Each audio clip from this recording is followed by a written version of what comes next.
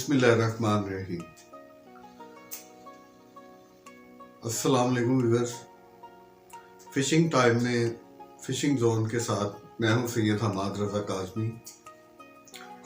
आज हम चराई पाउडर में इस्तेमाल होने वाली जड़ी बूटियों के मुतालिक मालूमात की अपनी 9वीं वीडियो आपसे शेयर कर रहे हैं। इसमें आज हमने जिस जड़ी बूटी का इंतखाब किया है वो है बादयान खताई।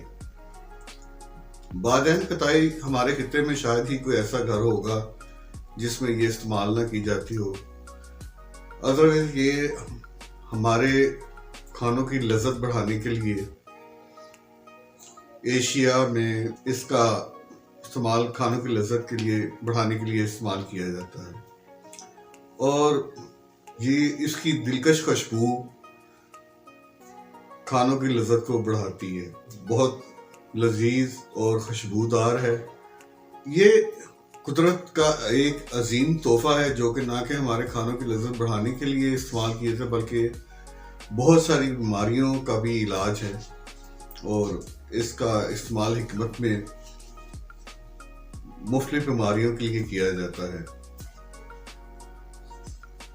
बादयान खताई, बादयान फारसी का लफ्ज़ है और हिंदी में सौंफ कहते हैं इसको और इंग्लिश में इसको स्टार एनिस कहते हैं। बाकायदा इसकी काश्त की जाती है और ये इसकी काश्त हिंदुस्तान में पंजाब में, उड़ीसा, हिमाचल, यूपी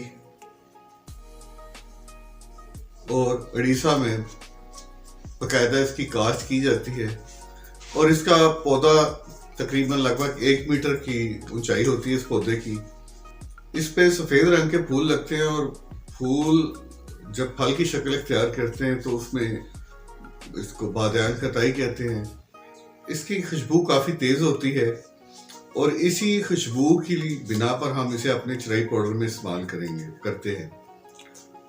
और व्यूअर्स, इस चीज़ का अपने ख्याल रखना है कि आपने इस जड़ी बूटी का भी इस्तेमाल जो है ना गर्मियों में नहीं करना, आपने सर्दी की चराई में इसका इस्तेमाल करना है क्योंकि इसका जायका तलख और गर्म है और ये आपको गर्मी के मौसम में इतना रिजल्ट नहीं देगी जितना ये सर्दी के मौसम में देगी। तो ये बात आप नोट कर लें कि इसको आपने चराई जो आपने सर्दी में इस्तेमाल बनानी है उसमें इस्तेमाल करना है।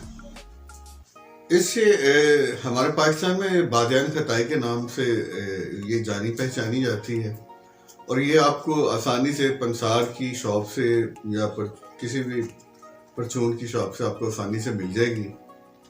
बादयान खताई हमारे खानों के साथ साथ ये इसका कहवे में भी इस्तेमाल की जाती है और इसके और बहुत सारे फ़ायदे हैं। हाजमे के लिए इस्तेमाल की जाती है, हिकमत में इन्फ्लुएंजा के ख़िलाफ़ इस्तेमाल की जाती है, एंटी फंगस है और एंटी बैक्टीरिया है जो इसको हिकमत में इस्तेमाल किया जाता है और बहुत सारी बीमारियों का इलाज भी है इसमें।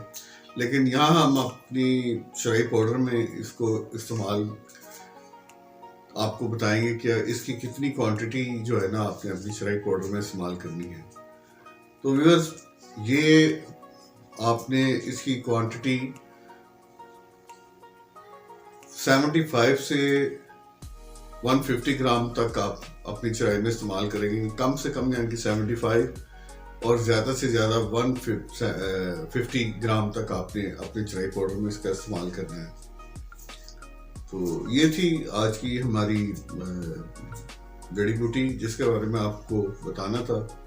तो व्यूअर, अभी तक जिन दोस्तों ने मेरे चैनल को सब्सक्राइब नहीं किया वो मेरे चैनल को सब्सक्राइब करें ताकि मेरे आने वाली वीडियो आप तक पहुंच सके और लाइक और कमेंट ज़रूर करें। और मेरी कोशिश है कि मैं आपको कम से कम वक्त में ये ज़्यादा से ज़्यादा इंफॉर्मेशन दे सकूं, इसलिए मैं ज़्यादा वीडियो लंबी नहीं करता क्योंकि वीडियो लंबी करने में मुझे कोई हर्ज नहीं, लेकिन मैं आपका वक्त ज़ाया नहीं करना चाहता। एक शॉर्ट टाइम में आपको कोशिश है मेरी कि ज़्यादा से ज़्यादा मालूमात फराहम करूँ और इंशाल्लाह ये सीरियल मुकम्मल होने के बाद आपको चराई के कॉम्बिनेशन बताएंगे कि कौन कौन सी जड़ी बूटी के साथ आपने कौन कौन सी जड़ी बूटी खेलनी है। दुआ में याद रखें। सैयद हमाद रज़ा काज़मी।